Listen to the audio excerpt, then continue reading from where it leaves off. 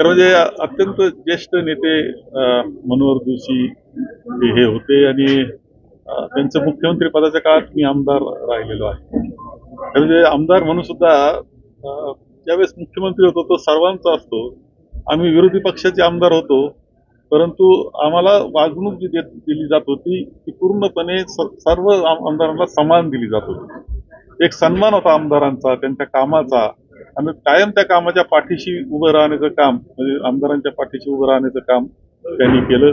अनेक निर्णय त्यांनी घेतले त्या कालखंडामध्ये, विशेषतः जे सिंचनाचे महामंडळ झाले ते त्या कालखंडामध्ये झाले. नंतर त्याचा काय काय घडत गेलं यावर मी आज जात नाही, परंतु त्यांचा हेतू तर ते चांगला हेतू ठेवून ते काम केलं. लोकसभेचे अध्यक्ष म्हणून एक सन्मान मिळणं ही सोपी गोष्ट नसते आणि लोकसभा अध्यक्ष म्हणून सुद्धा यशस्वी असं व्यक्तिमत्व होतं.